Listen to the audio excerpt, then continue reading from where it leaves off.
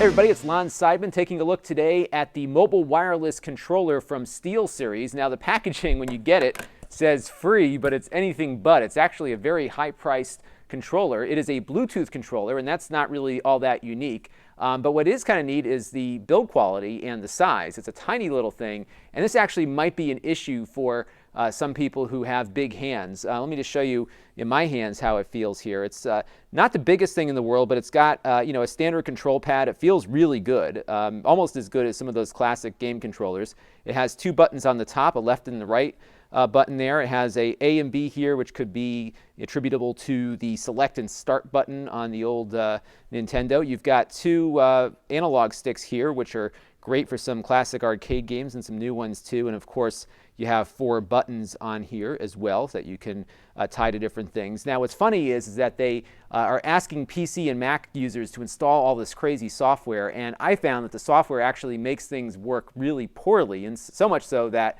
my mouse control was getting all out of whack. It was a real mess, so I took the software off. And the good thing is that this shows up as a standard Bluetooth HID device, which is basically a standard Bluetooth joystick. And the great news about that is if I hit my start button here, I can continue playing my Castlevania game from earlier on a Nintendo emulator running on my MacBook Pro. So that's kind of a neat little feature. Now, the other thing that it can do is link up with your iPad and your iPhone. And I'm just going to quit my Nintendo emulator here. And what you have to do, though, for the iPhone and iPad is hit two buttons on the controller here, and that will switch modes. And the reason it needs to switch modes, actually you have to turn it off first and then switch the modes. So it's a bit of a pain. You have to follow the little light here to make it work. But you hold down both buttons and it will then switch into that other mode.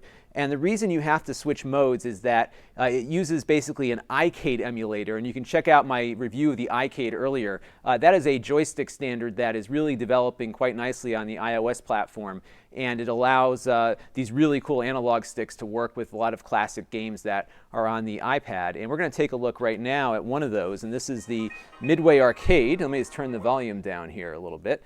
Now, it should, hopefully, this is the first time I'm actually trying this, so hopefully it'll work, but it should recognize the controller and allow us to navigate around. We're just going to load up a quick game of Defender here real quick, and so far it seems like it's responding to my button presses. What's cool is that when I switch modes, it disconnects from the computer and then connects to the iPad, so that's kind of a nice thing in that I don't have to continually try to do the Bluetooth reconnections and stuff. If you have more than one mobile device, I could see this becoming an issue, but perhaps not. So we're going to hit the start button here. Oops, that looks like I got out of the game, so let me go back into it real quick here. It does seem like it's working pretty well so far, and here we go. We're playing, and I don't know how to get these commands off the screen. There they go. So, and there you go. It works. There's not much more to it. Now, the only complaint I have with this joystick is that it is expensive. I mean, it is like 2 or 3 times the price of a lot of other joysticks out there. It's even more expensive than the iCade, which has a lot more going on with it. So I don't know why it costs so much, and I think that, to me, is the only reason not to consider it. Beyond that, it's pretty nice, and again, if you have big hands, you might want to look elsewhere. But it feels good. It functions well. Just remember to keep it charged, and I think you'll be happy with it. But man, they got to make it less expensive. This is Lon.TV. Thanks for watching, and hope to see you again soon.